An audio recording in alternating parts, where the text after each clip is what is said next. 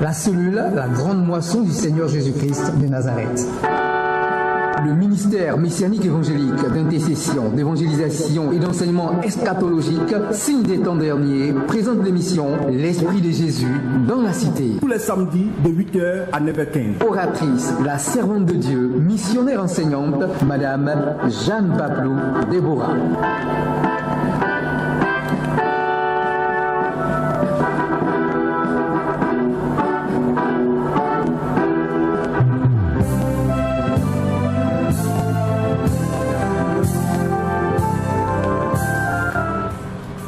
Dieu, nous voulons bénir encore notre Seigneur qui nous fait la grâce d'être en votre compagnie ce matin. Que la paix de Christ, que l'amour, que la joie de Christ soit votre partage. Bien, nous sommes donc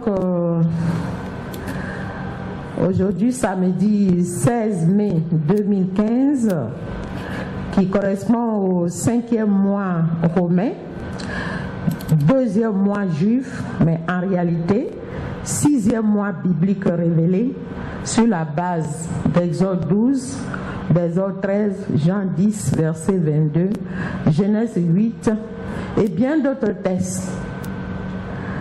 Nous sommes à l'émission L'Esprit de Jésus dans la cité. Le thème que nous entretenons avec vous depuis 4 sabbats, je dirais donc 4 samedis, s'intitule Le péché. Alors, comme à notre coutume, nous voudrons lire la pensée du jour. C'est 1 Jean, verset 1 à 10. C'est ce qui va nous servir de texte de prière, texte d'introduction de prière.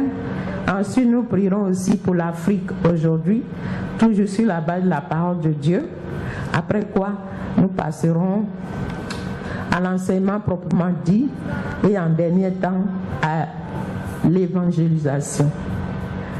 Bien, nous lisons donc, il est écrit en cette parole, 1 Jean 1, ce qui était dès le commencement, ce que nous avons entendu, ce que nous avons vu de nos yeux, ce que nous avons contemplé et que nos mains ont touché concernant la parole de vie, car la vie a été manifestée et nous l'avons vue et nous lui rendons témoignage.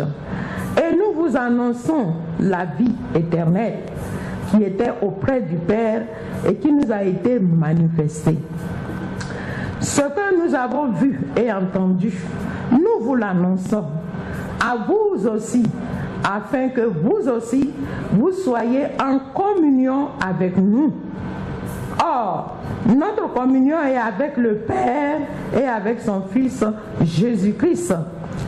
Et nous écrivons ces choses afin que notre joie soit parfaite. La nouvelle que nous avons apprise de lui et que nous vous annonçons, c'est que Dieu est lumière et qu'il n'y a point en lui de ténèbres. Si nous disons que nous sommes en communion avec lui et que nous marchons dans les ténèbres, nous mentons et nous ne pratiquons pas la vérité. Mais si nous marchons dans la lumière, comme il est lui-même dans la lumière, nous sommes mutuellement en communion. Et le sang de Jésus, son Fils, nous purifie de tout péché. Si nous disons que nous n'avons pas de péché, nous nous séduisons nous-mêmes et la vérité n'est point en nous. Si nous confessons nos péchés, il est fidèle et juste pour nous les pardonner et pour nous purifier de toute iniquité. Si nous disons que nous n'avons pas de péché, nous le faisons menteur et sa parole n'est point en nous. Ô Seigneur, voici donc ta parole par laquelle, ô Seigneur, tu veux nous amener à nous sanctifier, à demeurer dans la lumière. Aussi, mon Dieu, mon roi, que ma personnalité se passe maintenant et que tu prennes toute toute la place. Que ton esprit de vérité prenne toute la place. Que ton esprit de révélation prenne toute la place. Oh Dieu Tout-Puissant, que ma personnalité s'efface, que tout ce qui est cher se taise et que le Saint-Esprit prenne toute la place afin que ce que tu as connecté ce matin puisse être sanctifié par ta parole de vérité comme Christ l'a demandé. Merci Père pour ce que tu l'as accompli au nom de Jésus. Alléluia. Amen. Bien, comme cette parole l'a indiqué, si nous disons nous n'avons pas de péché, nous faisons Dieu menteur. Oh, Dieu est la vérité. Alléluia. Avant donc d'aller plus loin, nous voulons donc présenter notre continent au trône de grâce de notre Seigneur sur la base de ses propres promesses. Alléluia. Dieu est dans sa parole et il nous demande de réveiller sa mémoire, de rappeler à son souvenir ce qu'il a dit, ce qu'il a promis. Alléluia. Et en le faisant, alors nous amenons Dieu à accomplir ses promesses vis-à-vis de nous. Et Dieu a pris des bonnes résolutions pour le continent africain. Alléluia. Actuellement, l'Afrique est dans un désespoir.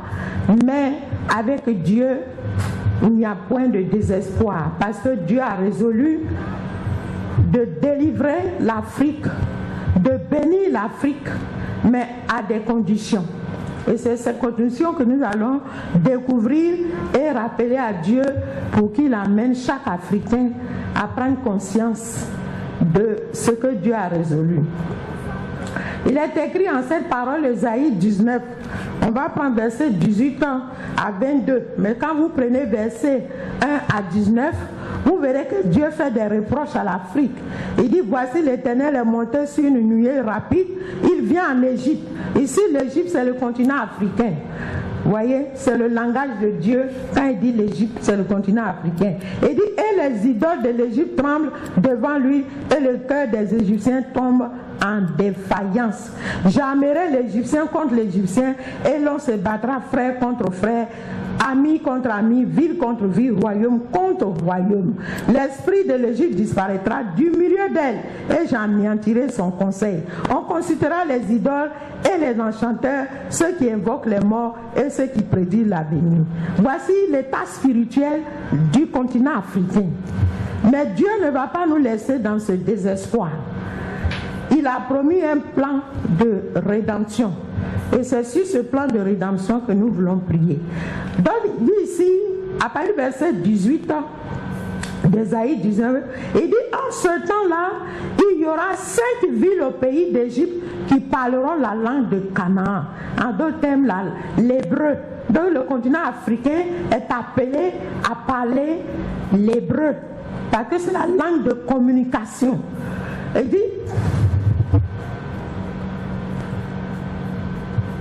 excusez-moi. Gloire à Dieu.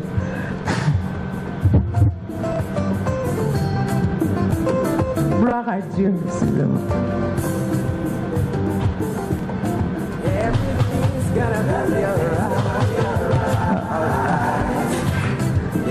Gloire à Dieu.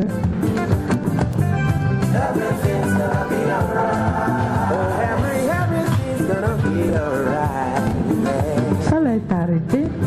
Ça devait enregistrer. C'est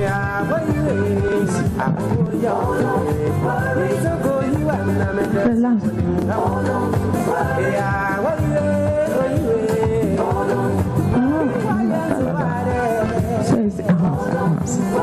Ça va.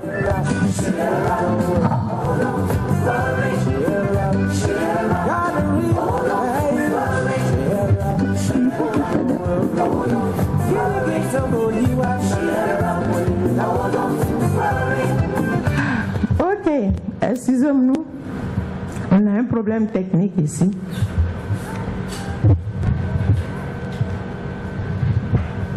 Bien, donc je reprends. Il dit, en ce temps-là,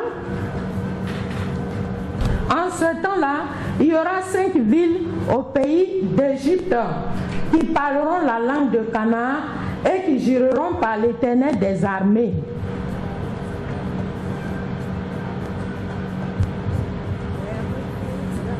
Alléluia. L'une d'elles sera appelée ville de la destruction. Donc nous voyons que le continent africain est appelé, première condition, à parler la langue d'hébreu. Deuxièmement, à jurer par l'Éternel des armées. Il dit, et sur la frontière, un monument à l'Éternel, ce sera pour l'Éternel des armées un signe, un témoignage. Dans le pays d'Égypte, gloire à Dieu, dans le pays d'Égypte, ils crieront à l'Éternel à cause des oppresseurs et il leur enverra un sauveur et un défenseur pour les délivrer et l'Éternel sera connu des Égyptiens et les Égyptiens connaîtront l'Éternel en ce jour-là. Ils feront des sacrifices et des offrandes. Ils feront des vœux et l'Éternel les accompliront. Ainsi, l'Éternel, ils feront des vœux à l'Éternel et les accompliront. Ainsi, l'Éternel frappera les Égyptiens et les frappera, mais il les guérira et ils se convertiront à l'Éternel qui les exaucera et les guérira. En ce même temps, il y aura une route d'Égypte en Assyrie. Les Assyriens, ce sont les Émirats arabes unis, ce sont les enfants d'Abraham par Agar. Il dit, les Égyptiens avec les Assyriens serviront l'Éternel. En ce même temps, Israël sera lui troisième, uni à l'Égypte et à la Syrie, et ces pays seront l'objet d'une bénédiction. L'Éternel des armées les bénira en disant, béni soit l'Égypte mon peuple, et la Syrie œuvre de mes mains, et Israël mon héritage. Voici donc la promesse de Dieu. Seigneur, nous voulons nous appuyer sur ta parole. Tu as dit que le temps vient où en Égypte, Seigneur, 5 villes parleront la langue de Canaan. Nous prions afin qu'il en soit ainsi, ô Éternel. Tu te souviens de cette promesse et tu l'accomplis au nom de Jésus. Tu as dit que les Égyptiens jureront par l'Éternel des armées, ô Père, qu'il en soit ainsi, au nom de Jésus. Et tu dis en ce même temps, il y aura un autel à l'Éternel au milieu du pays d'Égypte et sur la frontière monument à l'Éternel. Grand Dieu, qu'il en soit ainsi, que ton autel soit élevé maintenant par ta puissance et que tout fondement qui n'accomplit pas ta volonté, Seigneur, au milieu du pays d'Égypte, au milieu du continent africain, soit renversé, brisé au nom de Jésus et que les démons qui alimentent ces autels-là soient enchaînés, précipités dans les lieux arides et qu'en lieu et place, Seigneur, soit élevé maintenant un autel par lequel le peuple africain t'invoque en esprit, en vérité, au nom de Jésus. Et tu dis sur la frontière monument à l'Éternel, au monument qui veut dire souvenir. Oui, Seigneur, tu t'es réservé une ville, oh Seigneur, dans laquelle tu vas manifester ta gloire. Tu as une nation dans laquelle tu vas manifester ta gloire. Souviens-toi, Seigneur, de ce monument afin de te révéler pleinement en cette nation, afin que, oh Dieu, ton règne soit établi sur le continent africain au nom de Jésus. Et il dit, ce sera pour l'Éternel des armées un signe et un témoignage dans le pays d'Égypte. Ils crieront à l'Éternel à cause des oppresseurs et il leur enverra un sauveur et un défenseur pour les délivrer. Oh Seigneur, nous crions à toi, Dieu notre salut, viens nous sauver, viens délivrer le continent africain de tous les oppresseurs au nom de Jésus. Et suscite-nous le défenseur, Seigneur, suscite-nous le sauveur, Seigneur, au nom de Jésus. Et dit, et l'Éternel sera connu des Égyptiens et les Égyptiens connaîtront l'Éternel en ce jour-là. Ils feront des sacrifices et des offrandes, ils feront des vœux à l'Éternel et ils les accompliront. Oh Seigneur, révèle-toi maintenant à tout Africain, des enfants la mamelle, jusqu'aux plus vieux, aux plus riches, aux plus indigents, que tous te connaissent, Seigneur, se répandent et se convertissent au nom de Jésus et qu'ils te fassent des sacrifices, des vœux et qu'ils accomplissent cela fidèlement au nom de Jésus. Il dit ainsi, l'Éternel frappera les Égyptiens, il les frappera mais il les guérira et ils se convertiront à l'Éternel qui les exaucera. Seigneur, qu'il en soit ainsi au nom de Jésus. Il est dit en ce même temps, il y aura une route d'Égypte en Assyrie, les Assyriens iront en Égypte et les Égyptiens en Assyrie, et les Égyptiens avec les Assyriens serviront l'Éternel. Père, qu'il en soit ainsi selon toute l'autorité de ces bonnes paroles au nom de Jésus.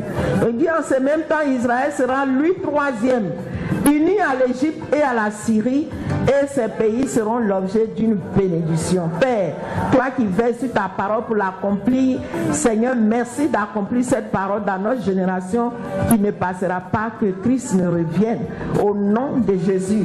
Il dit, l'Éternel des armées les bénira en disant, béni soit l'Égypte mon peuple et la Syrie, œuvre de mes mains, et Israël mon héritage.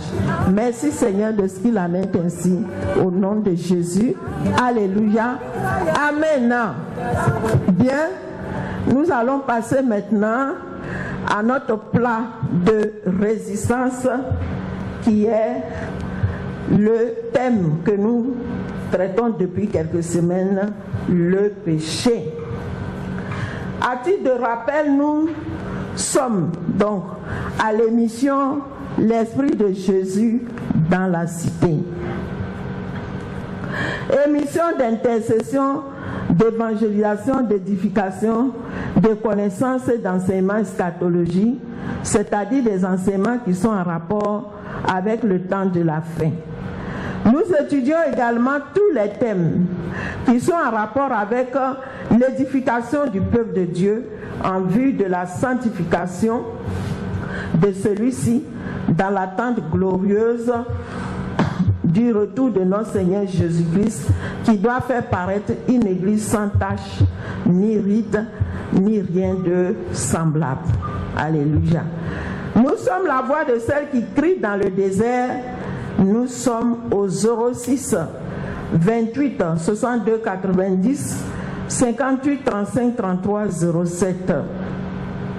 Le thème que nous traitons depuis quelques sabbats s'intitule donc le péché. Nous sommes à notre 5e édition. Nous avons mis en évidence la problématique de ce thème. En ce que Dieu a créé l'homme afin que celui-ci lui rende un culte qui lui soit agréable. Aussi, Dieu a établi des principes qui ne sont pas modifiables au gré des hommes. Dieu a établi des principes par lesquels on doit lui rendre un culte. Et ces principes ne sont point modifiables. Une observation de l'ensemble de ces principes constitue le péché. Souvenons-nous que Satan, le diable, avait tenté le Seigneur Jésus-Christ en lui demandant de changer des pierres en pain.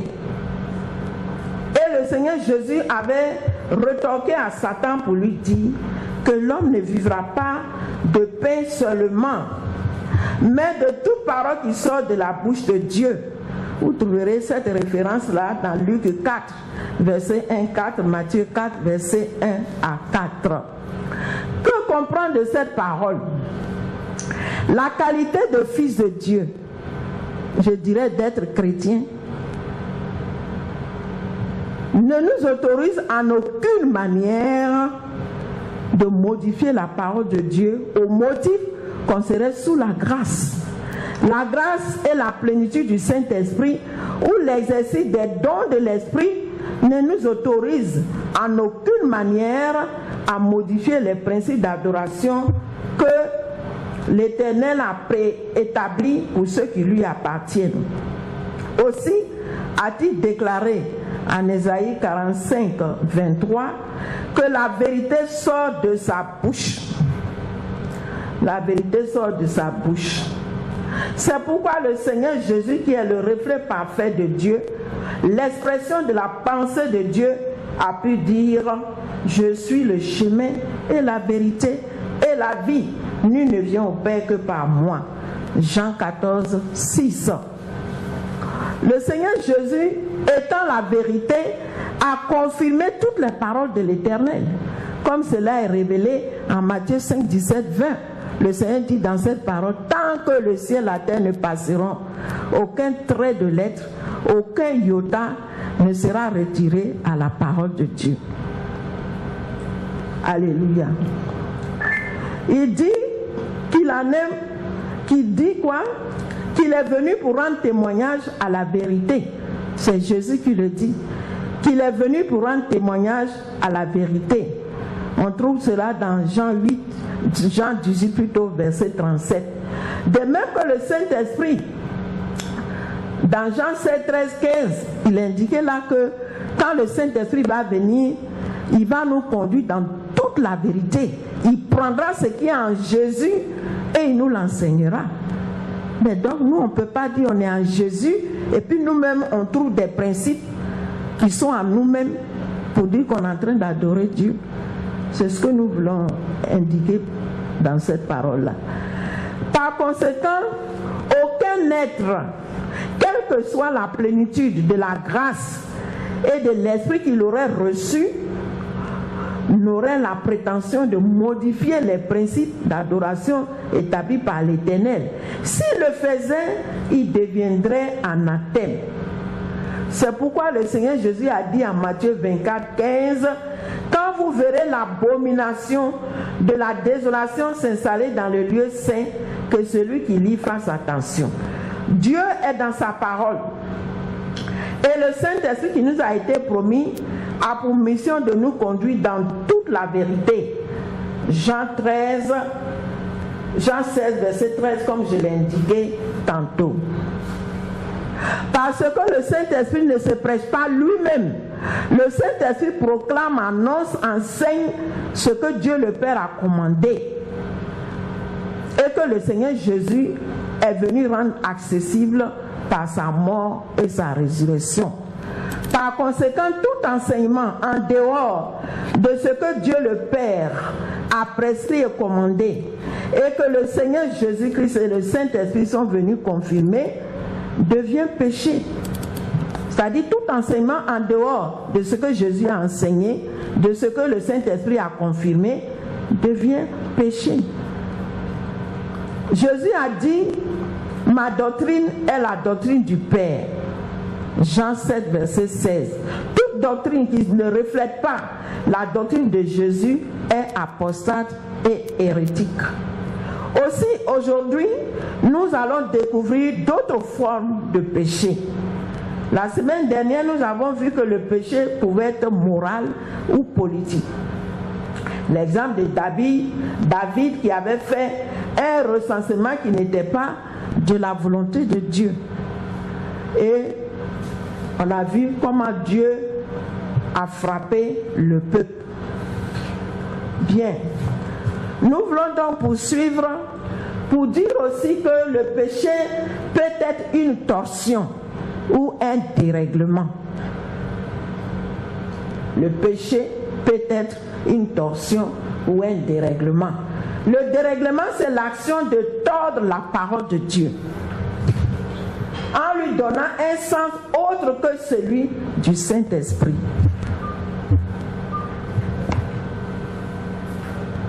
Ou en la modifiant volontairement. Il s'agit là de l'apostasie, de la dissolution, alléluia, ou de l'hérésie. Voici les choses semblables dont Galate a parlé. Quand on avait lu, parce qu'on avait vu la dernière fois que les péchés aussi c'était les œuvres de la chair. Et c'est Galates 5, 16 à 21 qui nous a énuméré tout ce qui était les œuvres de la chair. Et dans ce texte, vous verrez qu'il est dit là-bas les choses semblables. Bon, jusque-là, on se demandait c'est quoi les choses semblables.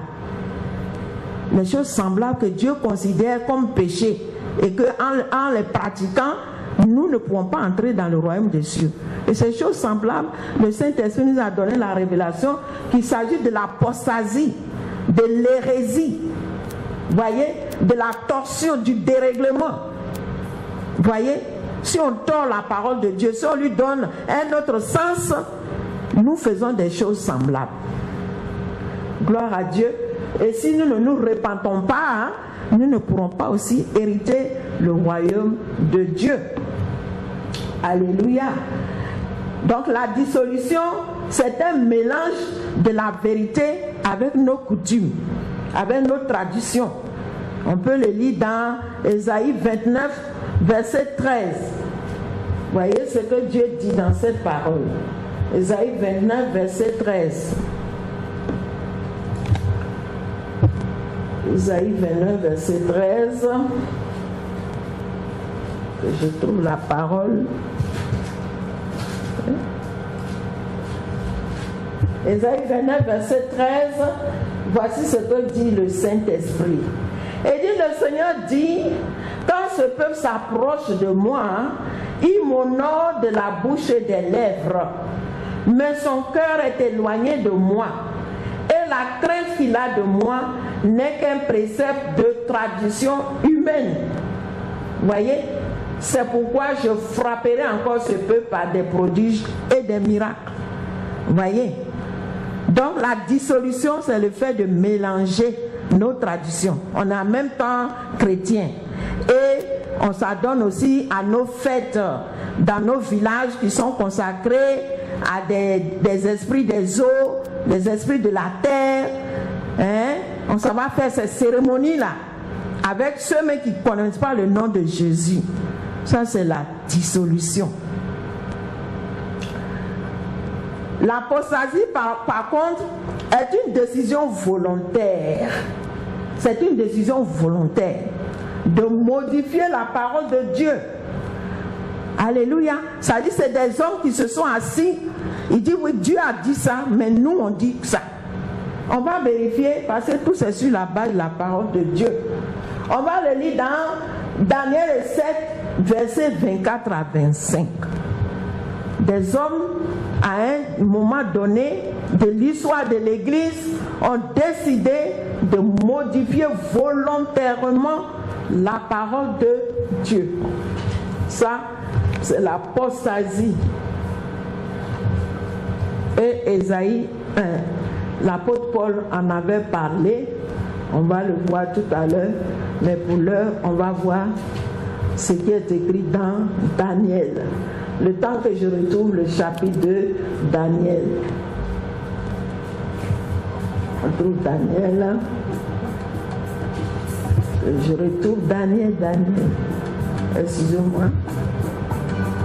Daniel. Voilà. Daniel 7. Tout est dans la parole de Dieu. Rien n'est fait au hasard sous le soleil. Daniel 7, verset 23. Il est écrit, il me parla ainsi, le quatrième animal, c'est un quatrième royaume qui existera sur la terre, différent de tous les royaumes, et qui dévorera toute la terre. Il foulera et la brisera. Les 10 cônes, ce sont 10 rois qui s'élèveront de ce royaume. Un autre s'élèvera après eux, il sera différent des peuples et des premiers, et il abaissera 3 rois. Il prononcera des paroles contre le Très-Haut. Il opprimera les saints du Très-Haut. Et il espérera changer les temps et la loi. Écoutez bien. Il espérera changer les temps et la loi. Les temps, c'est le calendrier. Et le calendrier dans lequel nous sommes n'est pas le calendrier que Dieu avait révélé à Moïse. Ça, c'est le calendrier humain. C'est le calendrier grégorien. C'est le calendrier romain. C'est ce calendrier qui régit actuellement l'humanité. Et ce calendrier-là a été établi dès le XVIIIe siècle, sous Grégoire. Vous voyez? On dit quoi? Il changera aussi la loi, c'est-à-dire les commandements de Dieu. Dieu a dit par exemple le 4e commandement, qui est le sabbat, qui est le samedi. Dieu a dit ce jour-là m'est consacré. Ce jour-là, je l'ai sanctifié depuis la création, Genèse 2. Vous pouvez lire ça là-bas. Dieu avait sanctifié ce jour-là pour que ce jour-là lui soit consacré. Mais quelqu'un s'est levé en 331 de notre ère, que ce n'est plus le samedi, on va adorer Dieu, mais c'est dimanche. Voilà. Donc la prophétie s'est accomplie. Ça, c'est l'apostasie. Vous Voilà, c'est une décision volontaire. C'est-à-dire, c'est une décision, les gens l'ont fait en connaissance de cause. Ils connaissent la volonté de Dieu et ils choisissent délibérément de faire leur propre volonté. On dit quoi? Et les saints seront livrés entre ses mains pendant un temps des temps et la moitié des temps. Vous avez vu le temps de la grande persécution des apôtres, depuis l'an 70 jusqu'au 1er siècle, jusqu'au 10e siècle, au 13e, 14e siècle, tous ces réformateurs on a mis au buffet, qu'on a tués. Voyez, cette prophétie s'est accomplie. Alléluia. Voyez, donc l'apostasie, c'est ça. Le fait de changer de façon volontaire la volonté de Dieu. Voyons ce que Paul avait dit. 2 Thessaloniciens 2, versets 1 à 12. 2 Thessaloniciens 2, versets 1 à 12, on va le lire aussi. L'apôtre Paul aussi avait eu la révélation de cette parole-là. 2 Thessaloniciens 2, on trouve la parole. Tout ce que nous disons à l'antenne là, vous prenez les références et vous vérifiez, faites comme les gens de Béret. Voyez, faites les gens comme les gens de Béret. Moi aussi, c'est comme ça que j'ai procédé. Je ne suis pas allée dans une école théologique, mais parce que je suis curieuse, je veux connaître ce Dieu. Jésus a dit, Jean 17, 3, la vie éternelle, c'est qu'ils te connaissent, toi, le vrai Dieu, et celui que tu as envoyé, Jésus. Donc si tu es sans connaissance, comme le Seigneur l'a dit, Osée 4, il dit que mon peuple périt parce qu'il lui manque de la connaissance. Donc il faut que nous parvenions à connaître ce Dieu-là et appliquer notre cœur à cela. Voilà. Donc, 2 Thessaloniciens, on va lire ce que Paul a dit. 2 Thessaloniciens 2.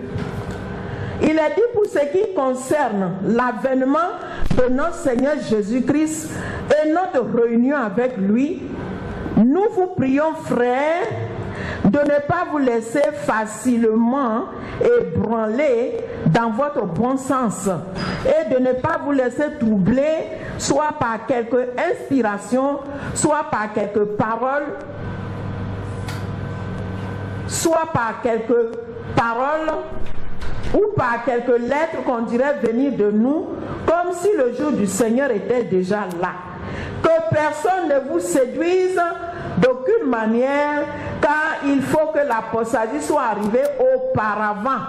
Voyez, il faut que l'apostasie soit arrivée auparavant et qu'on ait vu paraître l'homme du péché, le fils de la perdition, l'adversaire qui s'élève au-dessus de tout ce qu'on appelle Dieu et ou de ce qu'on adore, jusqu'à s'asseoir dans le temple de Dieu, se proclamant lui-même Dieu. Alléluia.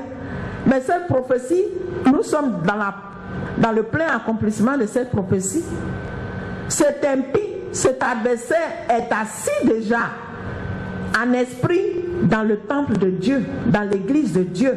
C'est ce que Jésus a appelé l'abomination de la désolation. S'il a réussi à changer le calendrier de Dieu, s'il a réussi à déplacer les fêtes de Dieu, vous savez, même dans nos traditions, dans nos villages, on dit par exemple mercredi, personne ne doit aller au village parce que nos soi-disant Dieu nous interdisent de le faire. Mais au village, tu fais cela. Soit toi-même tu meurs ou un de tes enfants meurt. À plus forte raison, la loi de Dieu, le commandement de Dieu, le 4e commandement de Dieu. Dieu a donné 10 commandements et l'observation du sabbat occupe la 4e position. Et c'est cet élément-là que l'adversaire a touché. Parce que tout royaume qui se lève a une divinité. Voyez. Donc il a institué le dimanche en l'an 331. D'autres ouvrages historiques disent 325. Ce qui est certain, c'est Constantin qui a changé le 4e commandement et a établi le dimanche. Donc si tout le monde se soumet au dimanche, mais voilà, l'adversaire assis dans le temple, puisque c'est sa volonté, on est en train de faire. On est en train d'adorer Dieu, mais en même temps, c'est lui qu'on adore, puisque c'est son jour on prend. Ce sont ses fêtes qu'on prend. Voyez? Voyez, on dit quoi? Se proclamant lui-même Dieu. S'il a changé, s'il a réussi à changer le temps et la loi, mais il a pris la place de Dieu. Voyez? Il dit, ne vous souvenez-vous pas que je vous disais ces choses lorsque j'étais encore chez vous? Et maintenant vous savez ce qui le retient afin qu'il ne paraisse qu'en son temps. Car le mystère de l'iniquité agit déjà. Il faut seulement que celui qui le retient encore ait disparu. Au temps des apôtres, au temps de l'apôtre Paul, le mystère de l'iniquité agissait déjà. Cet esprit-là était déjà en mouvement. Ok, c'est de ça que Paul parle. Parce que Paul a écrit cette lettre-là en l'an 50 de notre ère. En l'an 50 de notre ère. Donc l'esprit romain, cet esprit-là agissait déjà. Voyez? Il dit, et alors paraîtra l'impie que le Seigneur Jésus détruira par le souffle de sa bouche et qu'il anéantira par l'éclat de son avènement. Donc en l'an 70, qu'est-ce qu'il retenait que cet esprit-là agisse pleinement? Mais parce qu'il y avait encore le temple que Salomon avait bâti là, qui était encore à Jérusalem. Tant que ce temple était là, tant que les apôtres étaient encore là, cet esprit-là ne pouvait pas agir physiquement. Mais il agit spirituellement, le mystère agissait déjà. Et en l'an 70, quand tous les apôtres ont été tués, le dernier apôtre c'est Jean, lui il est mort vers l'an 100. Mais les autres, la plupart de tous les apôtres ont été tués. Et en l'an 70, comment il s'appelle ce Romain là, par le général Titus, voilà, le temple de Jérusalem a été détruit. C'est pourquoi on dit, ce qui le retenait, c'était le temple. Puisque déjà, on continuait à faire les offrandes à Dieu au temps des apôtres. Mais quand le temple a été détruit, en l'an 70, c'était fini. L'abomination de la désolation s'est installée dans le lieu saint. En lieu de place de ce temple-là, qu'est-ce qu'il y a ce jour? Aujourd'hui, c'est la mosquée d'Omar qui est en ce lieu-là. Voyez l'histoire. Il faut que nous connaissions l'histoire de notre Église afin que nous fassions attention. Il dit l'apparition de cet impie se fera donc par la puissance de Satan avec toutes sortes de miracles et de signes et de produits mensongers. Non, c'est pas ce que nous vivons. L'Église a disparu, les apôtres sont partis. Maintenant, le méchant a eu toute la place de faire ce qu'il est en train de faire. Voyez, c'est vrai, on parle de Jésus, mais quand vous allez dans Apocalypse 11, il est indiqué là-bas que les deux oliviers là qui se tiennent devant Dieu, c'est-à-dire la parole et le Saint-Esprit vont revêtir de vêtements de sac. C'est-à-dire que c'est comme l'Église est dans le deuil. C'est vrai, on parle de Jésus, mais la puissance même qui fait de l'évangile de vérité, cette puissance a été amoindrie par l'apostasie et l'hérésie. Voyez? Donc les miracles qui se font, c'est vrai. Dieu, il est tout puissant, il continue de toujours guérir. Mais 80% de ces miracles-là ont une source douteuse. Une source douteuse. Vous voyez?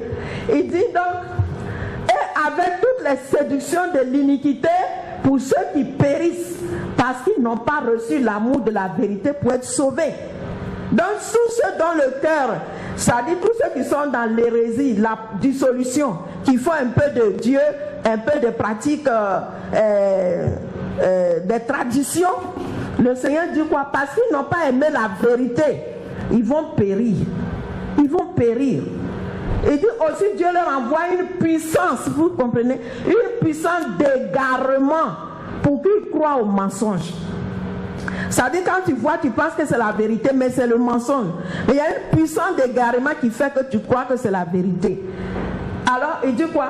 Afin que tous ceux qui n'ont pas cru à la vérité, mais qui ont pris plaisir à l'injustice, soient condamnés. Voilà. Tous ceux qui ont aimé la vérité, qui ont aimé le mensonge, dont Dieu les envoie le mensonge pour qu'ils périssent. Parce qu'ils n'ont pas voulu de la vérité. Voyez ce que c'est que, donc, l'apostasie. C'est volontairement. C'est pourquoi le Seigneur dit en 2 Jean 7, 9, 10 aussi qu'on va lire. Tout ce que nous disons là, c'est sur la base de la parole. Je vous encourage à lire la parole de Dieu. 2 Jean. Voilà ce que le Seigneur dit. Il dit car plusieurs séducteurs. 2 Jean 7.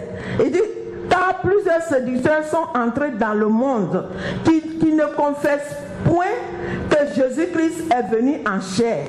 Celui qui est tel, c'est le séducteur et l'antéchrist. Et cet esprit-là a fait son entrée dans le monde dans lequel nous sommes dès le 6e siècle. Cet esprit qui est venu qui ne reconnaît pas que Jésus-Christ est le Fils de Dieu. Vous voyez? Et dit prenez garde à vous-même afin que vous ne péchiez pas, afin que vous ne perdiez pas le fruit de votre travail, mais que vous receviez une pleine récompense. Quiconque va plus loin et ne demeure pas dans la doctrine de Christ n'a point Dieu. Vous voyez, celui qui demeure dans cette doctrine a le Père et le Fils. Si quelqu'un vient à vous et n'apporte pas cette doctrine, ne le recevez pas dans votre maison et ne lui dites pas salut. Car celui qui lui dit salut participe à ses mauvaises œuvres.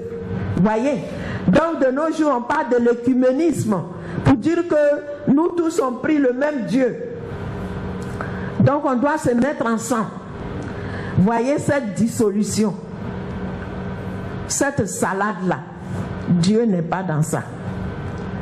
Voici une autre forme de péché.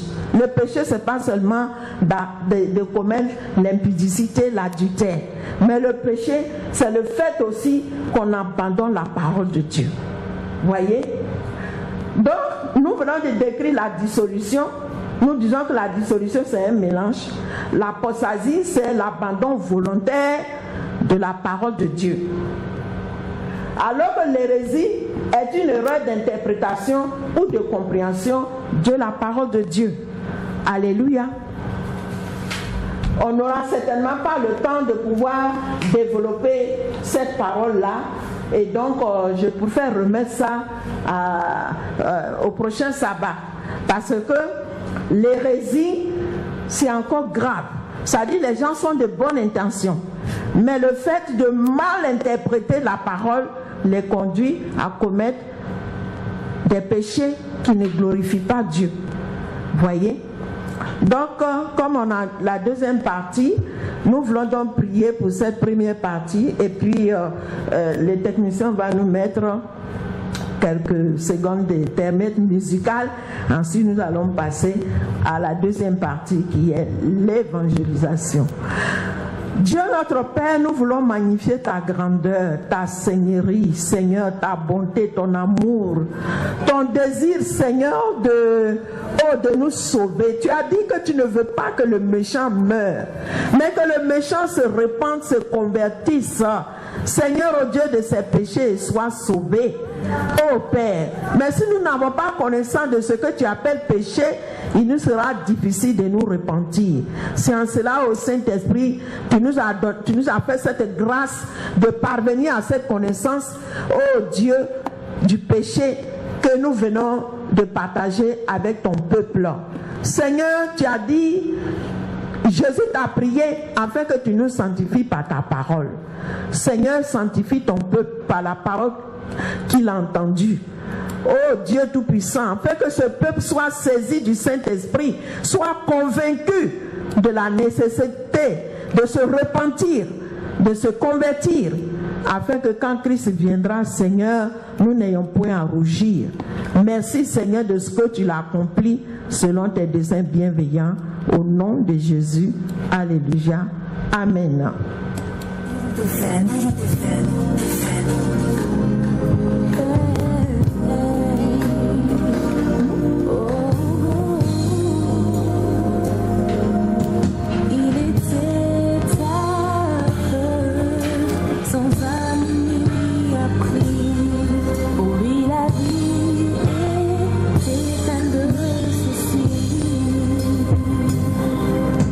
Mendier au bord de la rue,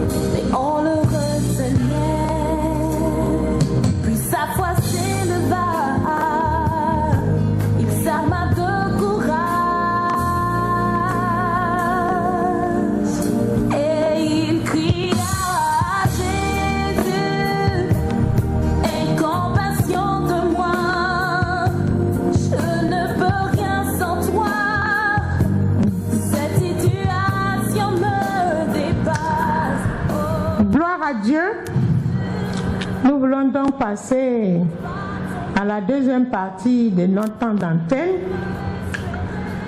qui est consacrée donc à la connaissance, à la pleine connaissance de Jésus-Christ notre Sauveur par ses œuvres, par ce que Jésus a fait quand il était parmi nous.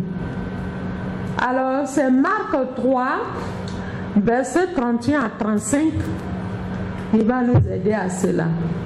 Il est écrit là: surveille sa mère et ses frères qui se tenaient dehors, l'envoyaient appeler.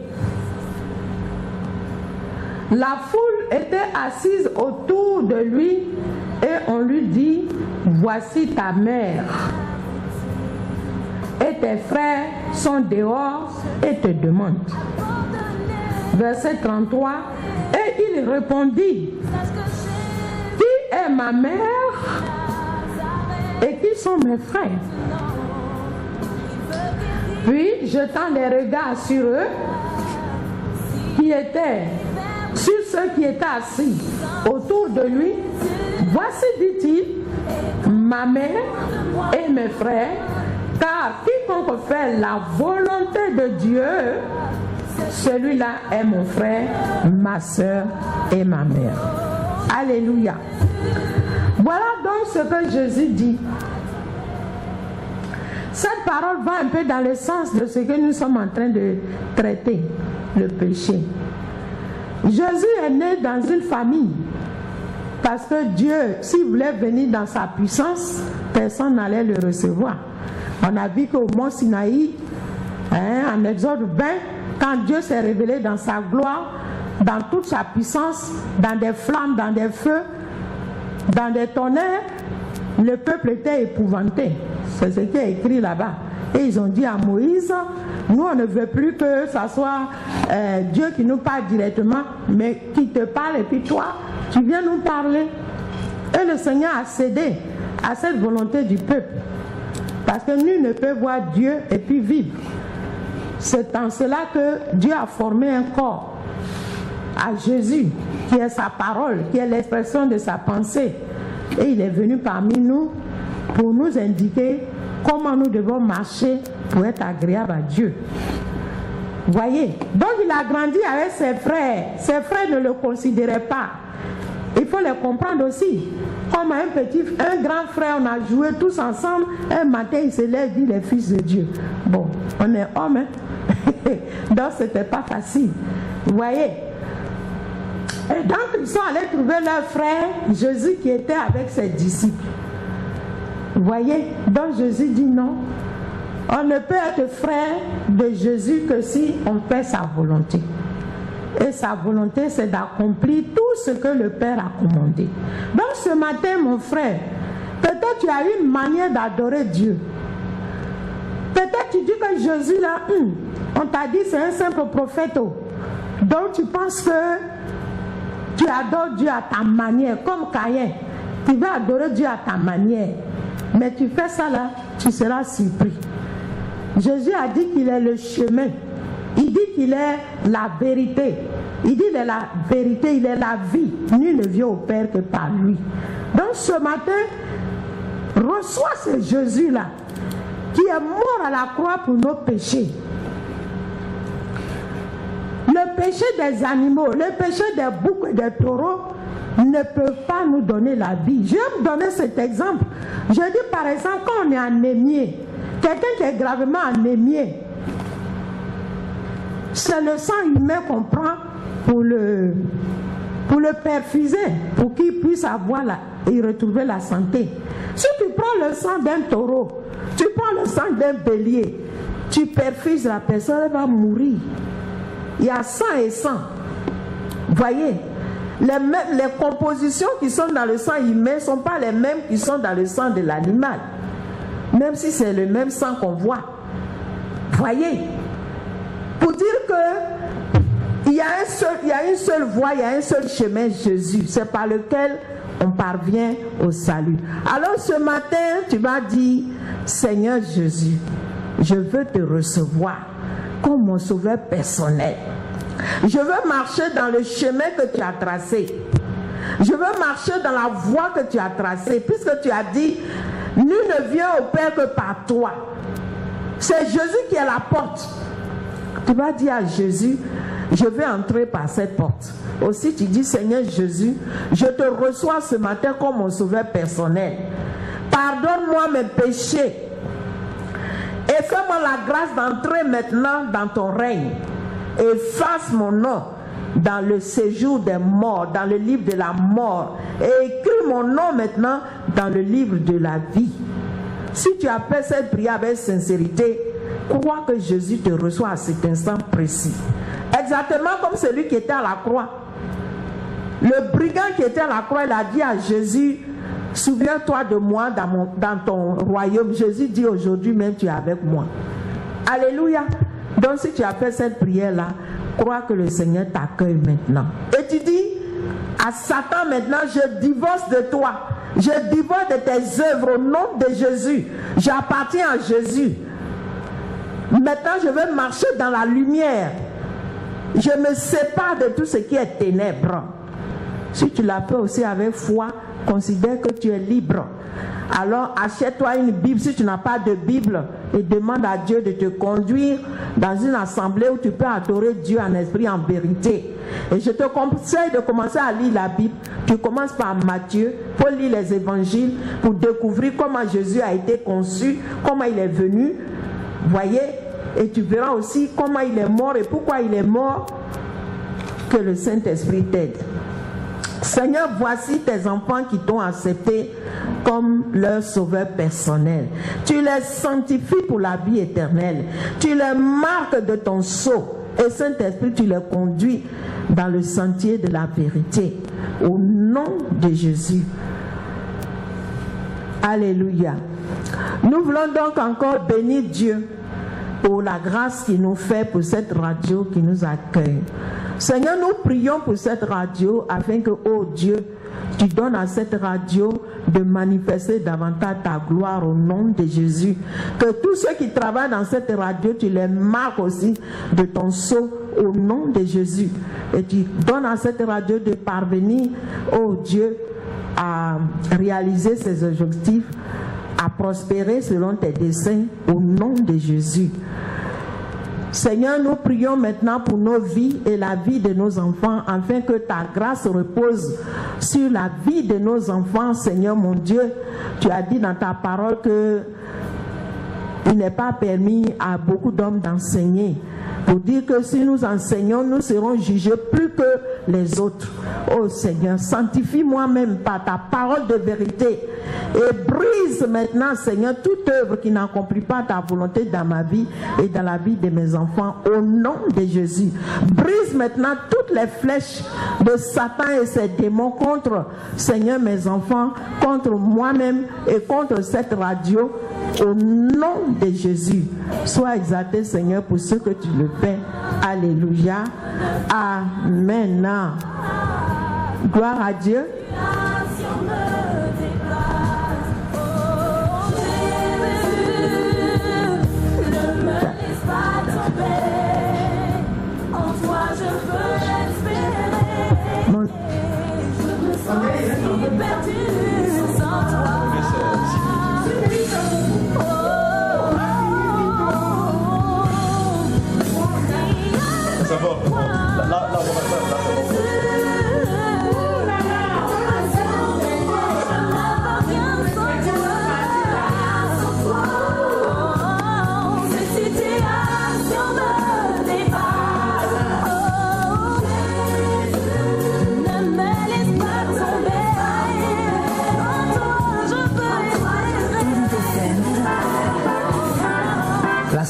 La grande moisson du Seigneur Jésus-Christ de Nazareth.